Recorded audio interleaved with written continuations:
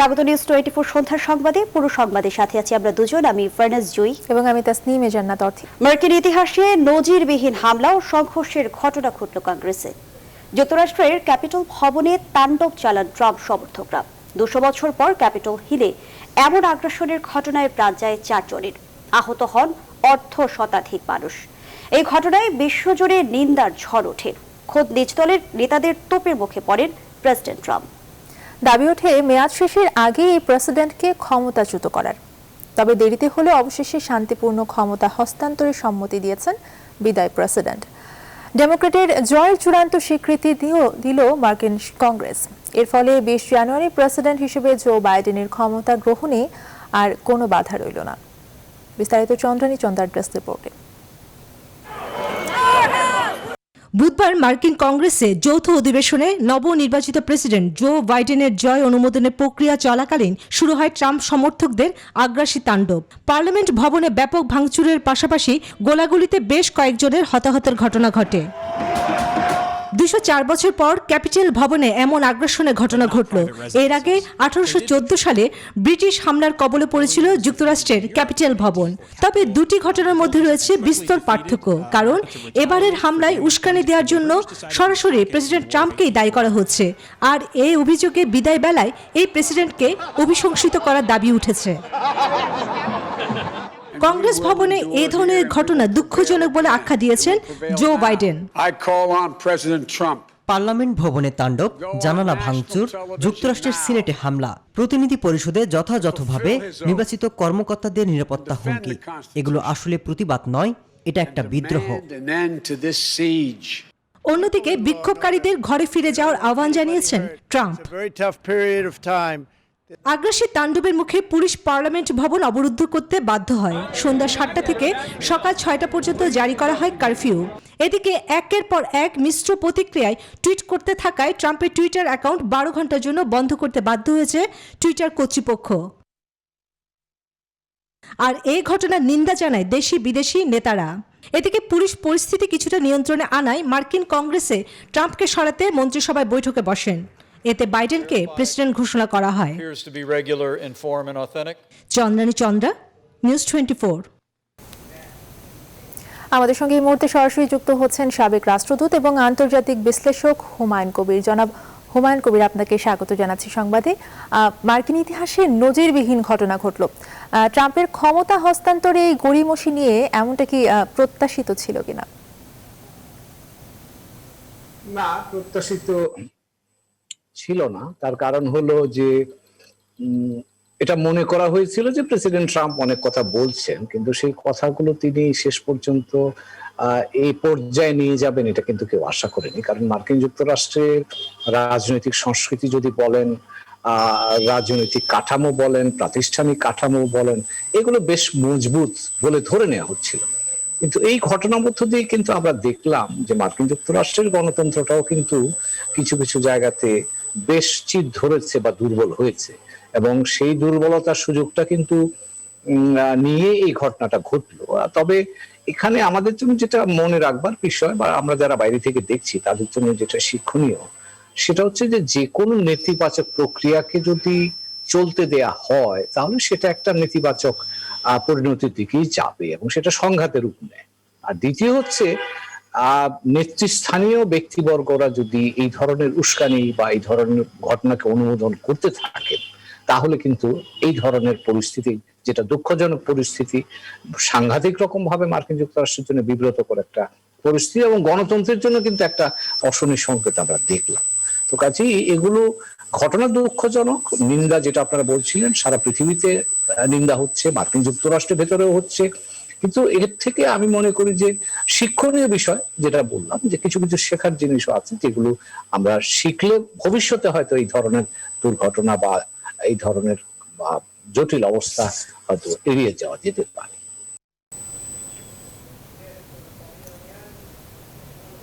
আপনাকে অসংখ্য ধন্যবাদ আমাদের সঙ্গে যুক্ত হওয়ার জন্য। সাবেক রাষ্ট্রদূত এবং আন্তর্জাতিক বিশ্লেষক হুমায়ুন কবির আমাদের সঙ্গে সরাসরি যুক্ত হয়েছিলেন। যুক্তরাষ্ট্রের নির্বাচিত প্রেসিডেন্ট জো বাইডেনের জয় নিশ্চিত করল মার্কিন কংগ্রেস। পাশাপাশি ভাইস প্রেসিডেন্ট কামালা হ্যারিসের জয় চূড়ান্ত করা হয়েছে।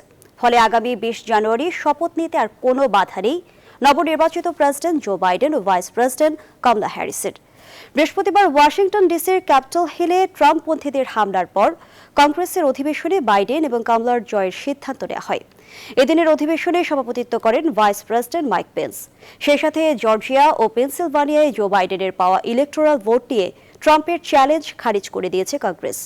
নির্বাচনের ফলাফল নিয়ে আবারও সম্পূর্ণভাবে দ্বিমত পোষণ করলেও 20 জানুয়ারি সুষ্ঠুভাবে ক্ষমতা হস্তান্তরের প্রতিশ্রুতি ব্যক্ত করে বিবৃতি দিয়েছেন মার্কিন president Donald Trump.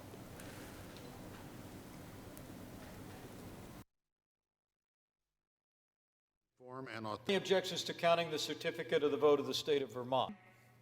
And Kamala Harris will be. He has a statement. 38. Within that whole number, a majority. The purpose of the joint session. এবারে দেশের খবর। বর্তমান সরকারের চলতি মেয়াদের 2 বছর পূর্তি আজ। এই সময় সরকারের সফলতা ব্যর্থতার তুলনামূলক বিচারে অর্জনকেই বড় করে দেখছেন মন্ত্রিপরিষদ সদস্যরা। বৈশ্বিক সংকট করোনা মহামারীর মধ্যে অর্থনীতির চাকা সচল থাকার কৃতিত্ব তারা দিচ্ছেন প্রধানমন্ত্রী শেখ হাসিনাকে। পদ্মা সেতু, মাতারবাড়ি গভীর সমুদ্র বন্দর, কর্ণফুলী টানেল, মেট্রো রেল, এক্সপ্রেসওয়ের মতো কিছু অহংকারের অর্জন আছে বলেও দাবি করেন সরকারের মন্ত্রিসভার সদস্যরা। এদিকে সরকারের 2 বছর পূর্তি উপলক্ষে আজ সন্ধ্যা 7:30টায় জাতির উদ্দেশ্যে ভাষণ দেবেন প্রধানমন্ত্রী শেখ হাসিনা। শালি জয় রিপোর্ট। আমি শেখ হাসিনা 2019 সালের 7 জানুয়ারি প্রধানমন্ত্রী শেখ হাসিনার নেতৃত্বে শপথ নেন বর্তমান মন্ত্রিসভার সদস্যরা। আওয়ামী লীগ সরকারের টানা 3 মেয়াদ সহ 4 বারের সরকার গঠনে চতুর্থবারের মতো প্রধানমন্ত্রী শেখ হাসিনা। আগের 3টি সরকারে আওয়ামী লীগের শরিকরা অংশীদার থাকলেও বর্তমান তারুণ্য নির্ভর 48 সদস্যের মন্ত্রিসভায় সব সদস্যই মনোনীত হন আওয়ামী লীগ থেকে। সরকারের এই মেয়াদের 2য় বছর প্রায় পুরোটাই যুদ্ধ করতে হয়েছে বৈশ্বিক মহামারী করোনার বিরুদ্ধে। মন্ত্রিপরিষদের একাধিক সদস্যের মতে হঠাৎ করে আসা সংকট প্রধানমন্ত্রীর নেতৃত্বে সরকার মোকাবেলা করেছে সফলভাবে। সরকার তার গতিকে সচল রাখার জন্য সকল সেক্টরকে প্রণোদনা দেওয়া সহ যে চমৎকার ব্যবস্থাপনা নিয়েছেন, আমরা মনে করি বিশ্বের অনেক দেশের অর্থনীতি মুখ থুবড়ে পড়লে মহামারী আসলেও বাংলাদেশে সেই পরিস্থিতি আসবে না। এই করোনা আজকে আমাদের নিয়ন্ত্রণের বাইরে যেতে পারে না। যেখানে অনেক উন্নত দেশ নিয়ন্ত্রণের বাইরে চলে গেছে, আমেরিকার মতো দেশ দিশেহারা, সেখানে বাংলাদেশে আমরা করোনাকে নিয়ন্ত্রণ রাখতে পেরেছি। তারা বলছেন করোনায় উন্নয়ন ব্যাহত হয়েছে কিন্তু থেমে থাকেনি। করোনা শুরু হওয়ার পরে সরকারের কোনো ক্যাবিনেট মিটিং, একনেক মিটিং, ক্রয় সংক্রান্ত মন্ত্রিসভার মিটিং এবং জাতীয় অর্থনৈতিক পরিষদের কোনো মিটিং কিন্তু বন্ধ হয়নি, কোনো ফান্ড বরাদ্দ বন্ধ হয়নি, কোনো প্রজেক্টের টাকাও বন্ধ হয়নি। কোনো জায়গায় কিন্তু কোনোভাবেই স্থবিরতা নাই এবং সবগুলিকে আমরা চালিয়ে নিয়ে যাব। সকল ষড়যন্ত্র রুখে দিয়ে পদ্মা সেতুর পূর্ণাঙ্গ অবয়ব প্রতিষ্ঠাকে বড় অর্জন বলে উল্লেখ করছেন তারা। তার নেতৃত্বে বাংলাদেশে আজকে মহাসড়ক দৃশ্যমান হয়েছে, মেট্রো রেল দৃশ্যমান হয়েছে। তার নেতৃত্বে বাংলাদেশ আজকে পায়রা বন্দর থেকে মাতারবাড়ি গভীর সমুদ্র বন্দর আজকে আমাদের প্রতিষ্ঠিত হয়েছে।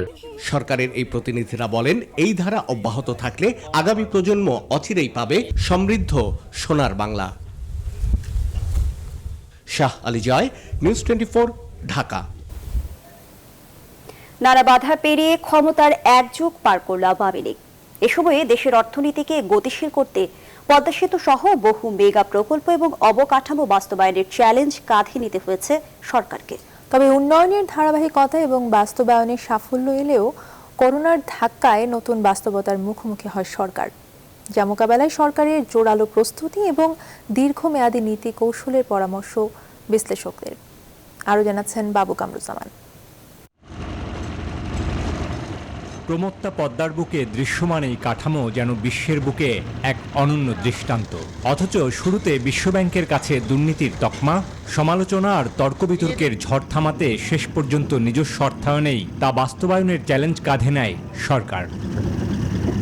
2008 সালের 29 ডিসেম্বর ক্ষমতায় আসা আওয়ামী লীগ যখন দায়িত্ব নেন তখন দেশের অর্থনীতি ছিল অনেকটাই ভঙ্গুর। বিশেষ করে উন্নয়নের অন্যতম শর্ত বিদ্যুৎ খাতে ছিল বেহাল দশা। গত এক যুগে 6000 মেগাওয়াট থেকে এখন 20,000 মেগাওয়াট উৎপাদন সক্ষমতায় পৌঁছেছে বাংলাদেশ। সে সময়ে অবকাঠামো পরিস্থিতিও ছিল নাজুক, খাদ্য ঘাটতি, কর্মসংস্থান ও বিনিয়োগেও ছিল মন্দাবস্থা। গেল এক যুগে অভাবনীয় পরিবর্তন এসেছে অর্থনীতির এমন বহু খাতে।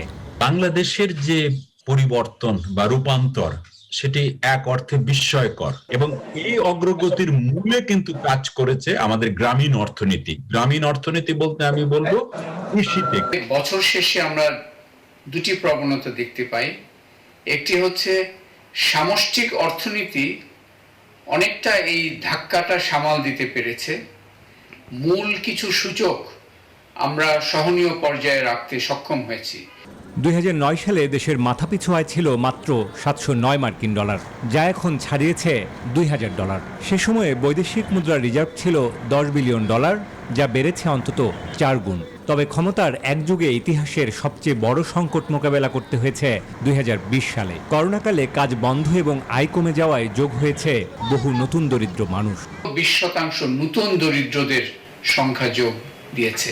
সরকারি এবং রাষ্ট্রীয় পর্যায়ের নীতি চিন্তা এবং নীতি সহায়তাগুলো সেই বাস্তবতার নিরিখেই সাজানো অত্যন্ত জরুরি। কর্মসংস্থান একটি চ্যালেঞ্জ, নিঃসন্দেহে কর্মসংস্থান বাড়বে যখন উদ্যোক্তারা আরো বেশি হবে, প্রাইভেট ইনভেস্টমেন্ট যখন বাড়বে, এবং এই ক্ষেত্রে আমি মনে করি এখনো এমপ্লয়মেন্টের সবচেয়ে বড় অংশটা ক্ষুদ্র এবং মাঝারি শিল্প দিয়ে থাকে।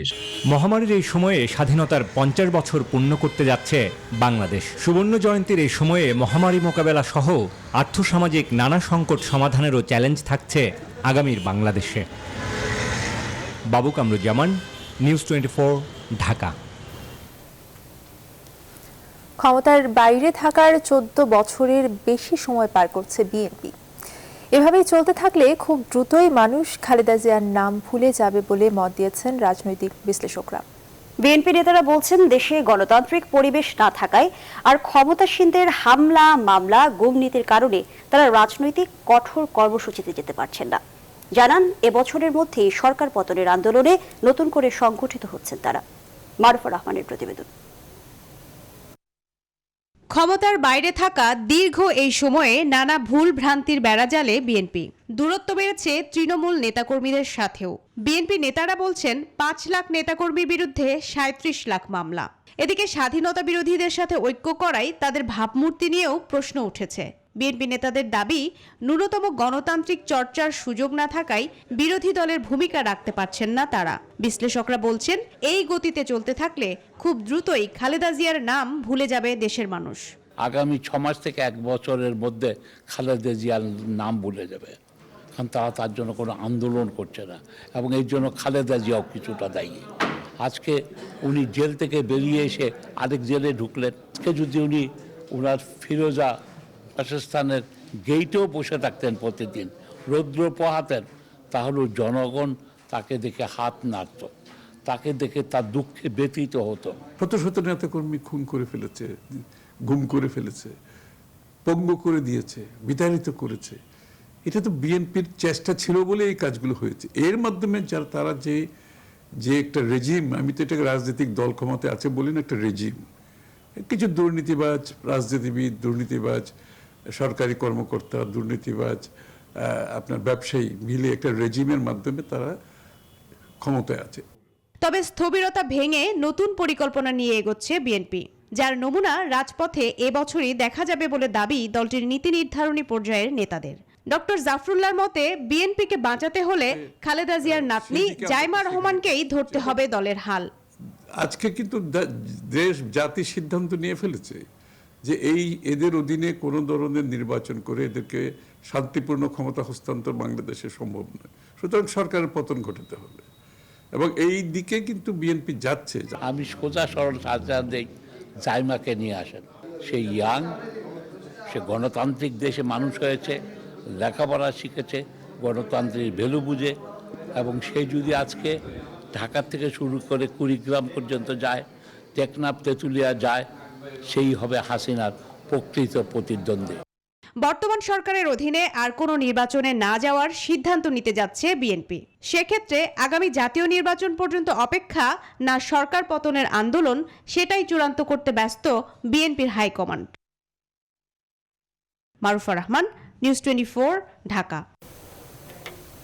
নিউজ 24 সন্ধ্যার সংবাদে বিরতি নিচ্ছে। ফিরছে আরো খবর নিয়ে, সঙ্গেই থাকুন। আবারও স্বাগতম। আপনারা দেখছেন নিউজ 24 সন্ধ্যার সংবাদ।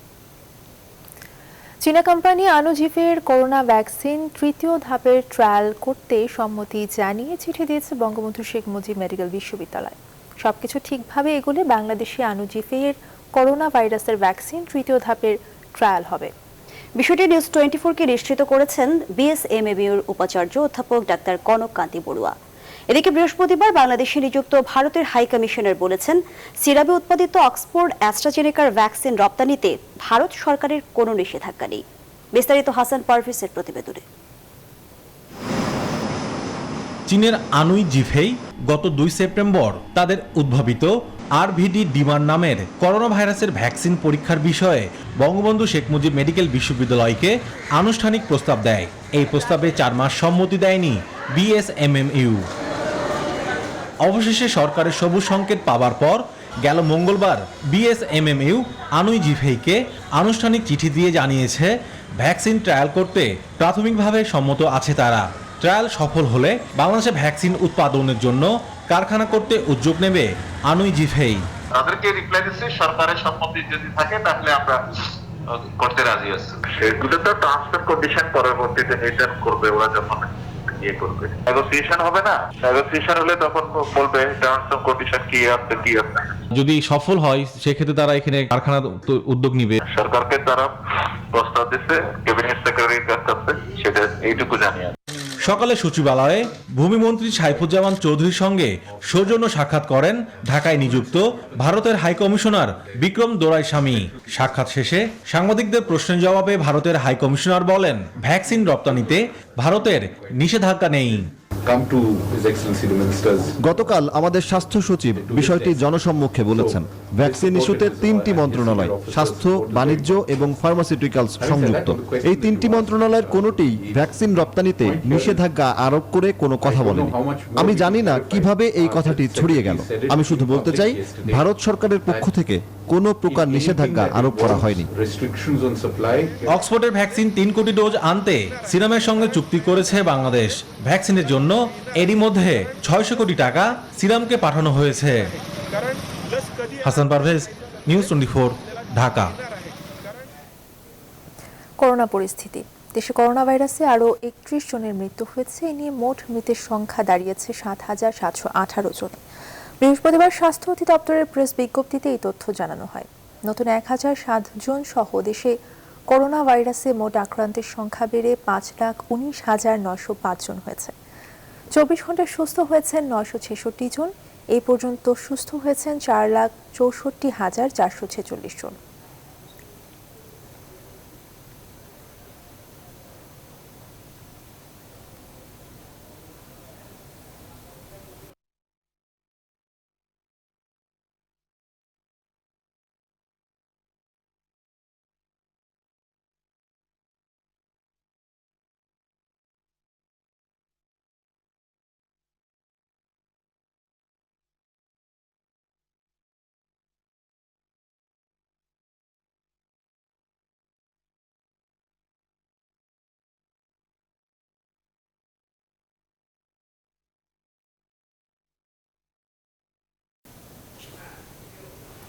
সরকারের 2 বছর পূর্তি উপলক্ষে জাতির উদ্দেশ্যে ভাষণ দিচ্ছেন প্রধানমন্ত্রী শেখ হাসিনা।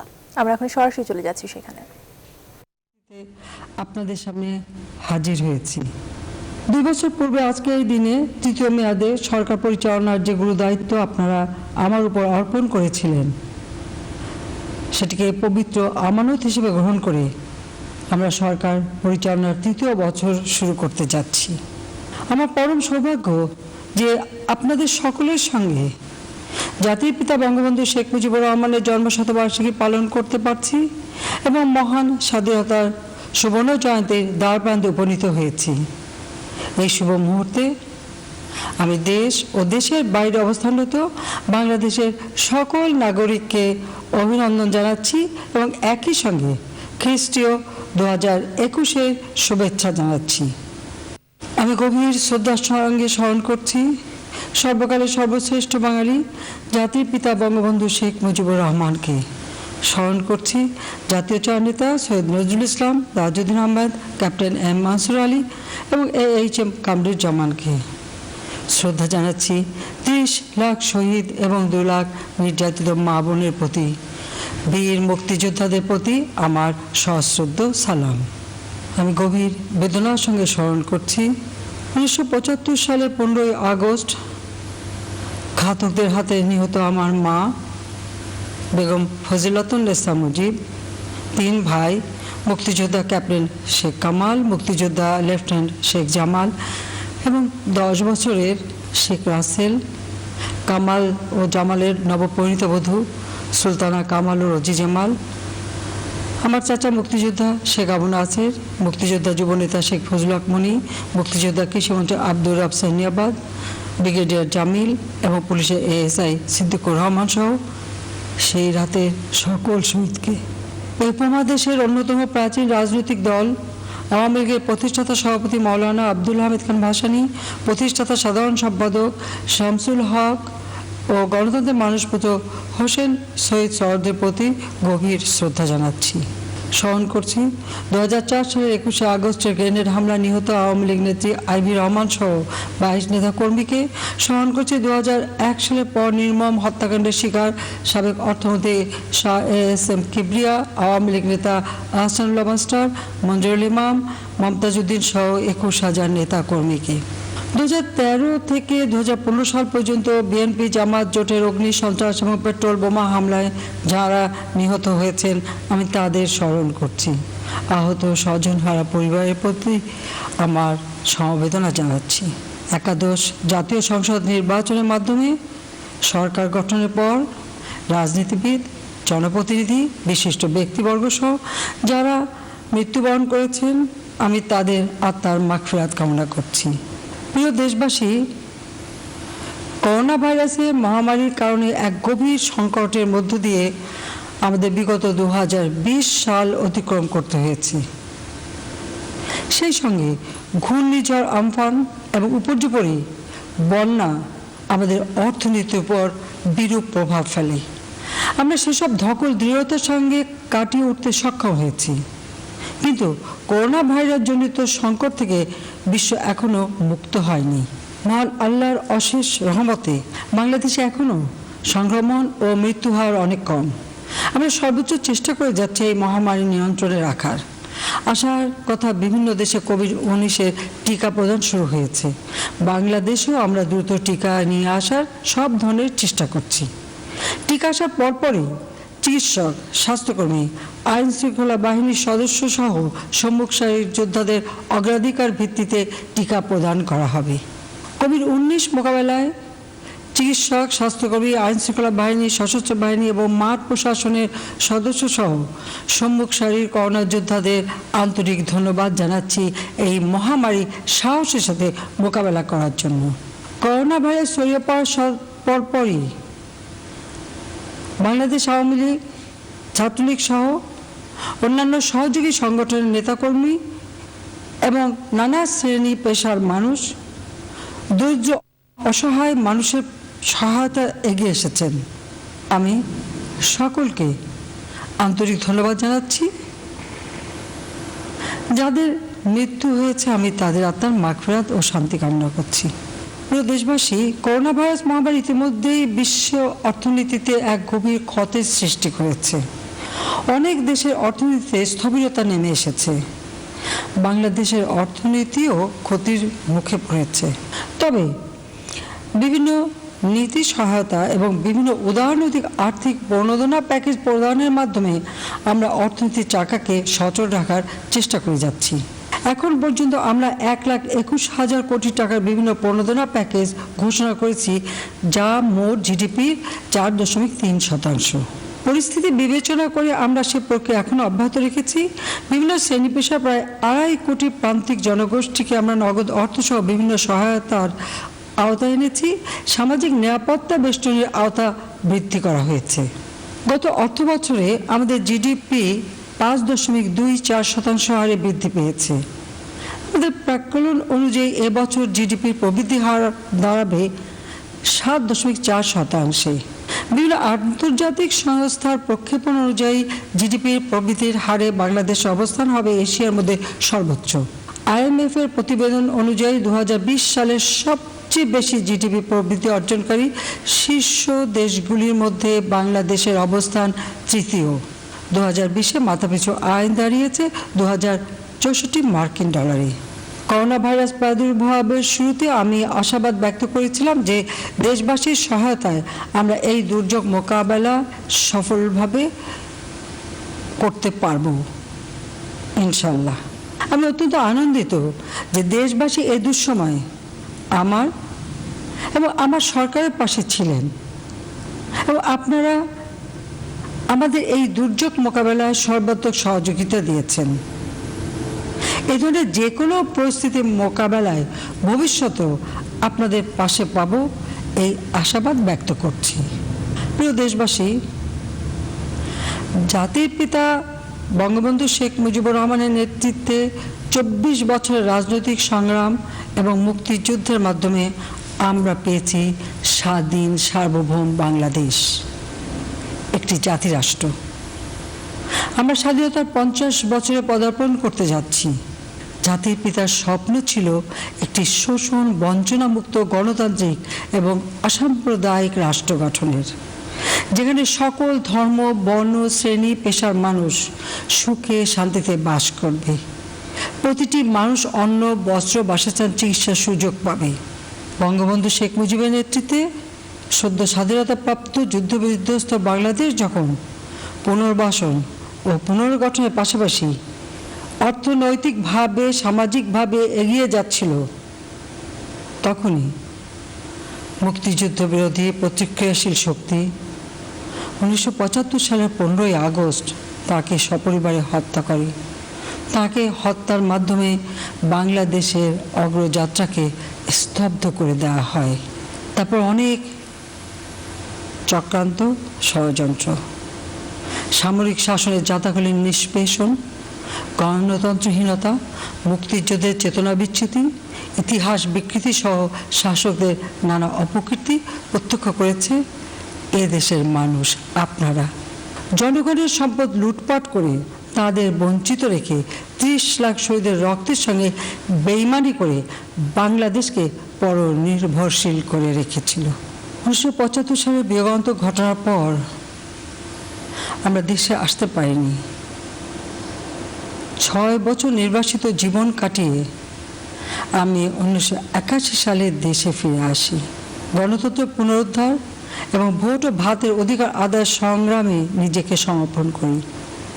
আমার একটাই লক্ষ্য ছিল জাতির পিতার স্বপ্নকে বাস্তবায়িত করে বাংলার মানুষের মুখে হাসি ফোটানো। দীর্ঘ 21 বছর পর 1996 সালে বাংলাদেশ আওয়ামী লীগ জনগণের ভোটে রাষ্ট্র পরিচালনার দায়িত্ব পায়। আমরা দায়িত্ব নিয়েই বাংলাদেশকে একটি আত্মমর্যাদাশীল দেশ হিসেবে বিশ্বের বুকে প্রতিষ্ঠিত করার উদ্যোগ গ্রহণ করি। মাঝখানে 2001 থেকে 2008 পর্যন্ত বিএনপি জামাত এবং তত্ত্বাবধায়ক সরকারের সময় সে প্রচেষ্টা ছেদ পড়েছিল, কিন্তু 2009 সালে রাষ্ট্র পরিচালনার দায়িত্ব গ্রহণের পর আওয়ামী লীগ সরকারের গত 12 বছরের শাসনামলে বাংলাদেশ বিশ্বের বুকে একটি আত্মমর্যাদাশীল দেশ হিসেবে প্রতিষ্ঠা পেয়েছে। আর্থসামাজিক এবং অবকাঠামো খাতে বাংলাদেশের বিস্ময়কর উন্নয়ন সাধিত হয়েছে। দ্য ইকোনমিস্টের 2020 সালের প্রতিবেদন অনুযায়ী 66টি উদীয়মান সবল অর্থনীতির দেশের তালিকায় বাংলাদেশের অবস্থান নবম। ওয়ার্ল্ড ইকোনমিক ফোরামের পূর্বাভাস অনুযায়ী 2030 সাল নাগাদ বাংলাদেশ হবে বিশ্বের 24তম বৃহত্তম অর্থনীতির দেশ। প্রিয় দেশবাসী, 2018 সালে একাদশ সংসদ নির্বাচনে সমৃদ্ধির অগ্রযাত্রায় বাংলাদেশ শীর্ষক ইস্তেহার ঘোষণা করেছিলাম। আমাদের নির্বাচনী ইস্তেহারের মূল প্রতিপাদ্য ছিল দক্ষ, সেবামুখী, জবাবদিহিমূলক প্রশাসন গড়ে তুলে সন্ত্রাস জঙ্গিবাদ নির্মূল করে একটি ক্ষুধা দারিদ্র নিরক্ষরতামুক্ত অসাম্প্রদায়িক বাংলাদেশ নির্মাণ করা। 2031 সালের মধ্যে বাংলাদেশ হবে উচ্চ মধ্যম আয়ের দেশ এবং 2041 সালের মধ্যে উচ্চ আয়ের সমৃদ্ধশালী মর্যাদাশীল দেশ। আমরা 2021 সালের পূর্বে উন্নয়নশীল দেশে উন্নীত হওয়ার যোগ্যতা অর্জন করেছি। প্রত্যাশিত লক্ষ্যে পৌঁছাতে আমরা পথ নকশা তৈরি করেছি। রূপকল্প 2041-এর কৌশলগত দলিল হিসেবে দ্বিতীয় প্রেক্ষিত পরিকল্পনা 2021-2041 প্রণয়ন করা হয়েছে। গত সপ্তাহে 2020-2025 মেয়াদী অষ্টম পঞ্চবার্ষিক পরিকল্পনা অনুমোদিত হয়েছে, যা বাস্তবায়নে প্রাক্কলিত ব্যয় ধরা হয়েছে 64,95,980 কোটি টাকা। এ মেয়াদে 1,16,70,000 কর্মসংস্থানের সুযোগ সৃষ্টি হবে। অষ্টম পঞ্চবার্ষিক পরিকল্পনা বাস্তবায়ন শেষে দারিদ্র্যের হার 15.6% এবং চরম দারিদ্র্যের হার 7.4% নেমে আসবে। শেষ বছর 2025 সালে জিডিপি প্রবৃদ্ধির হার দাঁড়াবে 8.51%। অষ্টম পঞ্চবার্ষিকী পরিকল্পনার পাশাপাশি প্রধানমন্ত্রীর 10টি উদ্যোগ বাস্তবায়ন অব্যাহত থাকবে, যা দারিদ্র্য বিমোচনে সহায়ক হবে। জলবায়ুর পরিবর্তনের ঘাত প্রতিঘাত মোকাবেলা করে কাঙ্ক্ষিত উন্নয়ন নিশ্চিত করার জন্য এর আগে আমরা বাংলাদেশ বদ্বীপ পরিকল্পনা 2100 শীর্ষক পরিকল্পনা গ্রহণ করেছি। করোনা ভাইরাসের মহামারী সত্ত্বেও আমাদের অর্থনীতি সঠিক পথে অগ্রসর হচ্ছে। বিজয়ের মাস ডিসেম্বরে আমাদের বহুল আরাধ্য নিজস্ব অর্থায়নে বাস্তবায়নের দিন পদ্মা সেতুর সর্বশেষ স্প্যান বসানোর মাধ্যমে দেশের দক্ষিণ অঞ্চলকে রাজধানী সহ অন্যান্য অঞ্চলের সঙ্গে সরাসরি যুক্ত করা হয়েছে। এ পর্যন্ত পদ্মা সেতুর 82% কাজ শেষ হয়েছে। আশা করা হচ্ছে আগামী বছর এই স্বপ্নের সেতু যানবাহন এবং রেল চলাচলের জন্য উন্মুক্ত করে দেওয়া সম্ভব হবে। অন্যান্য বৃহৎ প্রকল্পগুলির কাজও পূর্ণ উদ্যমে এগিয়ে যাচ্ছে। উত্তরা থেকে আগারগাঁও পর্যন্ত মেট্রো রেলের 14 কিলোমিটার অংশের কাজ প্রায় শেষ হয়েছে। 1,13,000 কোটি টাকা ব্যয়ে দেশের ইতিহাসে এ যাবৎকালের সর্ববৃহৎ উন্নয়ন প্রকল্প রূপপুর পারমাণবিক বিদ্যুৎ কেন্দ্রের 1,200 মেগাওয়াট ক্ষমতা সম্পন্ন প্রথম ইউনিটের নির্মাণ কাজের 80% ইতিমধ্যে শেষ হয়েছে।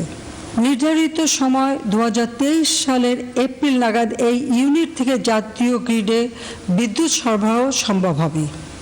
রূপপুর পারমাণবিক বিদ্যুৎ কেন্দ্র দেশের প্রযুক্তিগত উন্নয়নের ক্ষেত্রে এক বৈপ্লবিক পরিবর্তন সাধন করবে। চট্টগ্রামে কর্ণফুলী নদীর তলদেশে টানেল নির্মাণের কাজও দ্রুত এগিয়ে যাচ্ছে। ইতিমধ্যে এই টানেলের 62% কাজ সমাপ্ত হয়েছে। প্রিয় দেশবাসী, জনগণের সরকার হিসেবে মানুষের জীবন মান উন্নয়ন করা আমাদের দায়িত্ব এবং কর্তব্য বলেই মনে করি। গত এক যুগে আমরা জনগণের জন্য কি করেছি তা মূল্যায়নের ভার আপনাদের।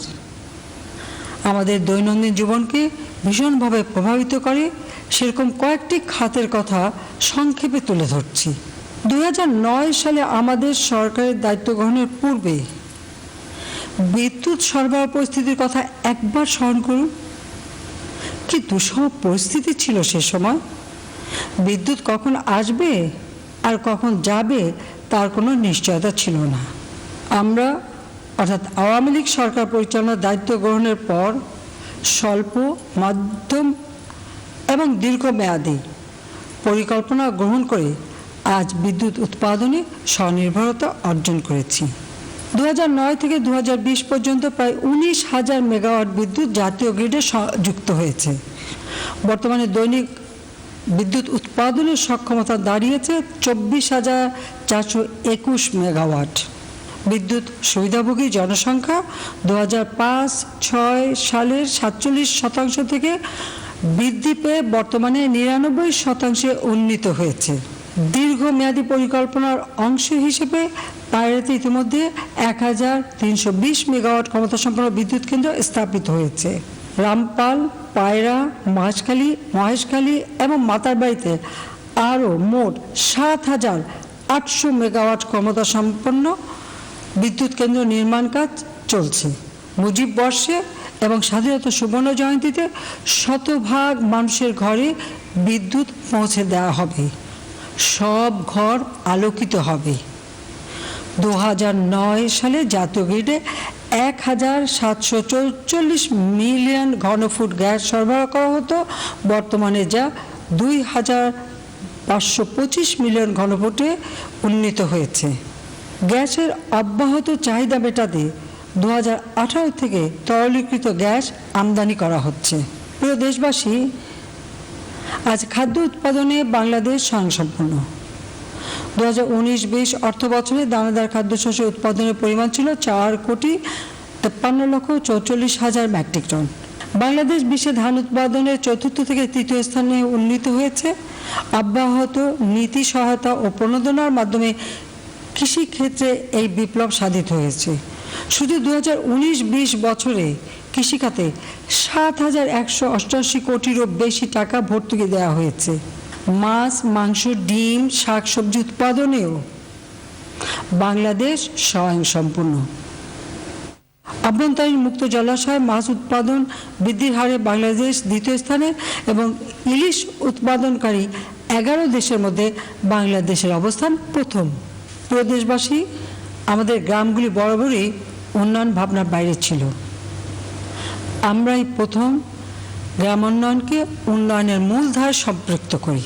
2018 সালে আমাদের নির্বাচনী ইস্তাহারে বিষয়টি অন্তর্ভুক্ত করে আমার গ্রাম আমার শহর এই প্রতিপাদ্য সামনে রেখে প্রতিটি গ্রামে আধুনিক নগর সুবিধা সম্প্রসারণের অঙ্গীকার করি। আজ দেশে প্রায় সকল গ্রামে পাকা সড়ক নির্মাণ করা হয়েছে।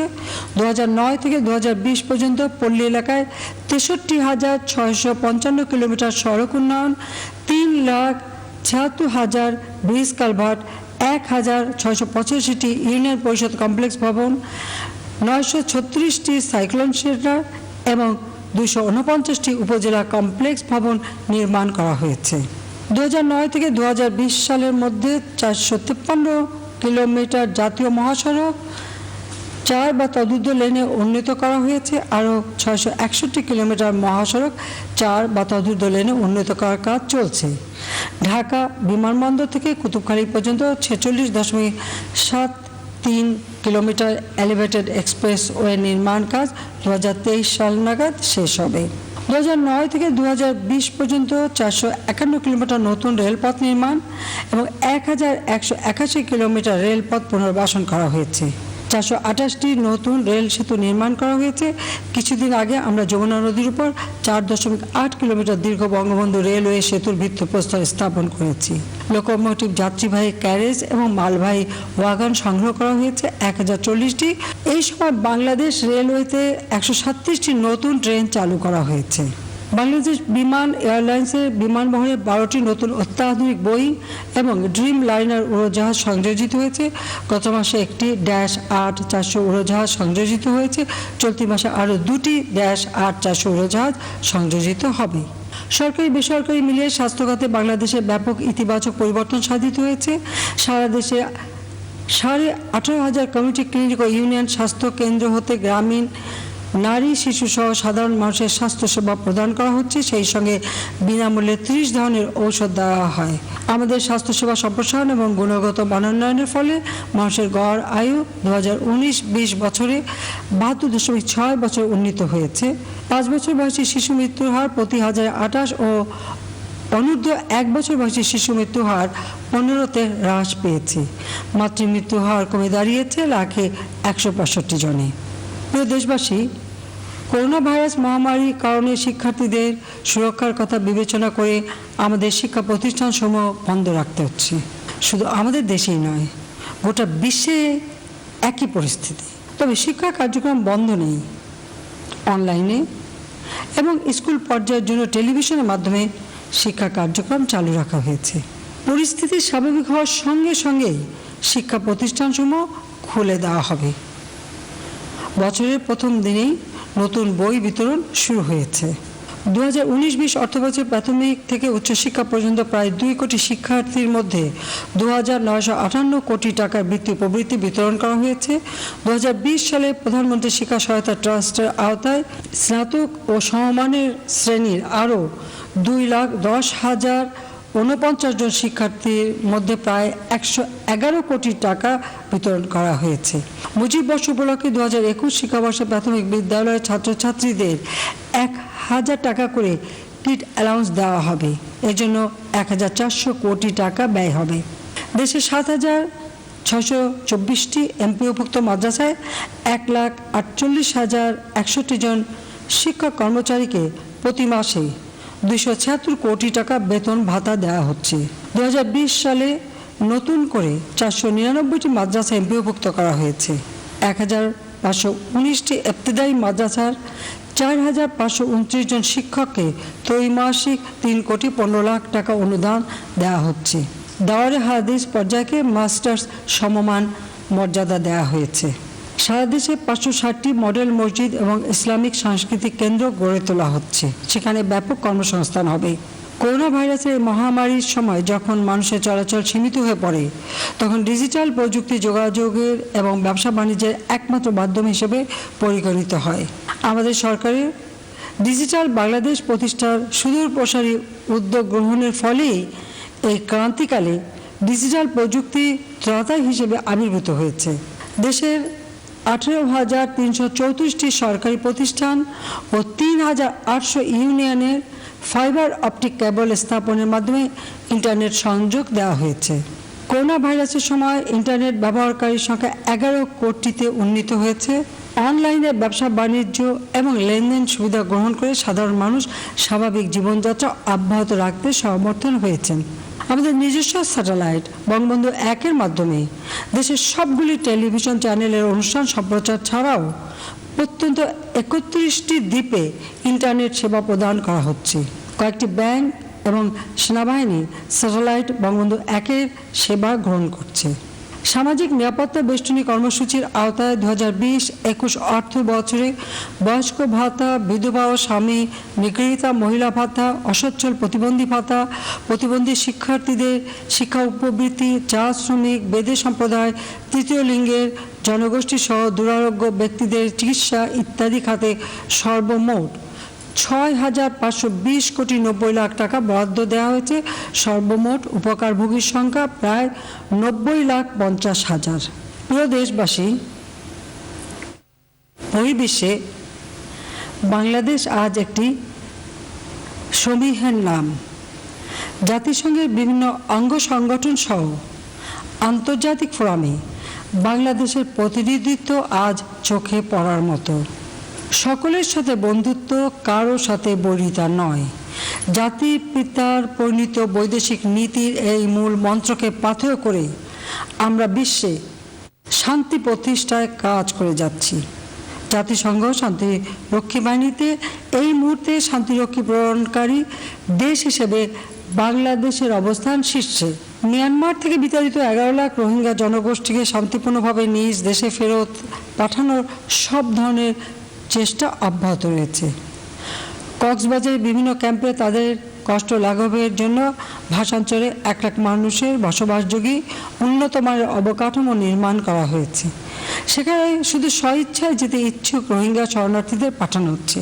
আমি আন্তর্জাতিক সম্প্রদায়কে রোহিঙ্গা শরণার্থীদের স্বদেশ প্রত্যাবাসনের বিষয়ে আরও কার্যকর উদ্যোগ গ্রহণের আহ্বান জানাচ্ছি। প্রিয় দেশবাসী, বাংলাদেশ আজ উন্নয়নের মহাসড়কে দুর্বার গতিতে ধাবিত হচ্ছে, তা যেন কোনোভাবেই বাধাগ্রস্ত হতে না পারে, সেদিকে আপনাদের সকলের সজাগ দৃষ্টি রাখতে হবে। উন্নয়নের পথে সকল প্রতিবন্ধকতা দূর করতে আমরা বদ্ধপরিকর। কিছু অসাধু মানুষ নানা কৌশলে জনগণের সম্পদ কুক্ষিগত করার অপচেষ্টায় লিপ্ত থাকে। আমরা দুর্নীতির বিরুদ্ধে কঠোর অবস্থান নিয়েছি। দুর্নীতিবাজ যে দলেরই হোক আর যত শক্তিশালী হোক, তাদের ছাড় দেওয়া হচ্ছে না এবং হবে না। এ ব্যাপারে দুর্নীতি দমন কমিশন স্বাধীনভাবে তাদের দায়িত্ব পালন করছে। আইনের শাসন সমুন্নত রেখে মানুষের নাগরিক এবং গণতান্ত্রিক অধিকার নিশ্চিত করতে যা যা প্রয়োজন আমরা তা করব। আমরা কঠোর হস্তে জঙ্গিবাদের উত্থানকে প্রতিহত করেছি। বাংলাদেশ সাম্প্রদায়িক সম্প্রীতির দেশ। এখানে সকল ধর্ম বর্ণের মানুষ পারস্পরিক সহনশীলতা বজায় রেখে বসবাস করে আসছেন এবং ভবিষ্যতেও করবেন। প্রিয় দেশবাসী, আমরা জাতির পিতা বঙ্গবন্ধু শেখ মুজিবুর রহমানের জন্মশতবার্ষিকীর অনুষ্ঠানমালা আড়ম্বরপূর্ণভাবে উদযাপনের উদ্যোগ নিয়েছিলাম, কিন্তু করোনা ভাইরাসের মহামারী ছড়িয়ে পড়ার কারণে অনুষ্ঠানমালায় পরিবর্তন আনতে হয়েছে। গত বছরের 17 মার্চ উদ্বোধন অনুষ্ঠান জনগণ সমাগম ছাড়াই ডিজিটাল পদ্ধতিতে অনুষ্ঠিত হয়। আমরা বঙ্গবন্ধু প্রতিদিন শীর্ষক টিভি স্পট প্রচার করছি। অনলাইনে কুইজ প্রতিযোগিতার আয়োজন করা হয়েছে। স্মারক মুদ্রা ও ডাক টিকিট অবমুক্ত করা হয়েছে। স্বল্পদৈর্ঘ্য অ্যানিমেটেড চলচ্চিত্র নির্মাণ করা হচ্ছে। সারা দেশে 1,15,00,000 গাছের চারা রোপণ করা হয়েছে। ভূমিহীন ও গৃহহীনদের জন্য প্রত্যেকে 2% খাস জমি বরাদ্দ সহ 65,726টি ঘর তৈরির কার্যক্রম এগিয়ে চলছে। একটি মানুষও ভূমিহীন থাকবে না, গৃহহীন থাকবে না, এই নীতি আমরা গ্রহণ করেছি। বীর মুক্তিযোদ্ধাদের জন্য 14,000 গৃহ নির্মাণ করে দেওয়া হয়েছে। আগামী 16 ডিসেম্বর পর্যন্ত বঙ্গবন্ধু শেখ মুজিবুর রহমানের জন্মশতবার্ষিকী উদযাপনের সময়সীমা বৃদ্ধি করা হয়েছে। ইউনেস্কো সৃজনশীল অর্থনীতির ক্ষেত্রে জাতির পিতা বঙ্গবন্ধু শেখ মুজিবুর রহমানের নামে একটি আন্তর্জাতিক পুরস্কার চালু করেছে। আগামী 26শে মার্চ আমাদের স্বাধীনতার সুবর্ণ জয়ন্তী। করোনা ভাইরাসের প্রকোপ না থাকলে আমরা সাড়ম্বরে এই অনুষ্ঠান উদযাপন করব ইনশাআল্লাহ। একই সঙ্গে চলতে থাকবে জাতির পিতার জন্মশতবার্ষিকীর অনুষ্ঠানমালা। বাংলাদেশের মানুষের সৌভাগ্য এবং আওয়ামী লীগের জন্য গর্বের বিষয় যে স্বাধীনতার সুবর্ণ জয়ন্তীর এই মহেন্দ্রক্ষণে স্বাধীনতার সংগ্রামে নেতৃত্ব দানকারী রাজনৈতিক দল রাষ্ট্রীয় ক্ষমতায় অধিষ্ঠিত। 1997 সালে রজত জয়ন্তী উদযাপনকালেও বাংলাদেশ আওয়ামী লীগ রাষ্ট্রীয় ক্ষমতায় অধিষ্ঠিত ছিল। বাংলাদেশ আওয়ামী লীগ ব্যতীত অন্য কোনো দল বা গোষ্ঠী স্বাধীনতার এই মহেন্দ্রক্ষণকে স্মরণীয় করে রাখার তাগিদ অনুভব করবে না। প্রিয় দেশবাসী, জাতির পিতা বঙ্গবন্ধু শেখ মুজিব 1973 সালের 15 ডিসেম্বর জাতির উদ্দেশ্যে প্রদত্ত ভাষণে বলেছিলেন, আমি উদ্ধৃত করছি, স্বাধীনতা সংগ্রামের চাইতেও দেশ গড়া বেশ কঠিন। দেশ গড়ার সংগ্রামে আরও বেশি আত্মত্যাগ, আরও বেশি ধৈর্য, আরও বেশি পরিশ্রম দরকার। আমরা যদি একটু কষ্ট করি, একটু বেশি পরিশ্রম করি, সকলেই সৎ পথে থেকে সাধ্যমতো নিজের দায়িত্ব পালন করি, সবচেয়ে বড় কথা সকলে ঐক্যবদ্ধ থাকি, তাহলে আমি বিনা দ্বিধায় বলতে পারি ইনশাআল্লাহ কয়েক বছরের মধ্যে আমাদের স্বপ্নের সোনার বাংলা আবার সোনার বাংলায় পরিণত হবে। কোড শেষ। আমরা আজ অনেক দূর এগিয়েছি সত্য, আমাদের আরও বহুদূর যেতে হবে। হতে পারে সে গন্তব্য পথ মসৃণ, হতে পারে বন্ধুর। বাঙালি বীরের জাতি, পথ যতই কঠিনই হোক আমাদের কাঙ্ক্ষিত লক্ষ্যে পৌঁছাতে হবে। আমরা যদি পরিশ্রম করি, সততা, দেশপ্রেম নিয়ে দায়িত্ব পালন করি, তাহলে আমরা সফলকাম হবই ইনশাআল্লাহ। জাতীয় কবি কাজী নজরুলের ভাষায় তাই বলতে চাই, দুর্গমগিরি কান্তার মরু দুস্তর পারাবার, লঙ্ঘিত হবে রাত্রি নিশীতে যাত্রীরা হুঁশিয়ার। স্বাধীনতা সুবর্ণ জয়ন্তীকে সামনে রেখে আসুন আমরা নতুন করে শপথ নিই। মুক্তিযুদ্ধের চেতনা এবং আদর্শকে ধারণ করে আমরা জাতির পিতার স্বপ্নের ক্ষুধা, দারিদ্র, নিরক্ষরতা মুক্ত একটি অসাম্প্রদায়িক কল্যাণকামী সোনার বাংলাদেশ গড়ে তুলি। করোনা ভাইরাসের এই অমানিসা দ্রুত কেটে যাক, মহান আল্লাহ তাআলার কাছে এই প্রার্থনা করি। ততদিন আপনারা স্বাস্থ্যবিধি মেনে জীবন যাপন করুন। মহান আল্লাহ আমাদের সহায় হন। আপনারা সুস্থ থাকেন, ভালো থাকেন, আপনারা সুন্দর জীবন যাপন করেন, সেই কামনা করি। খোদা হাফেজ। জয় বাংলা, জয় বঙ্গবন্ধু। বাংলাদেশ চিরজীবী হোক।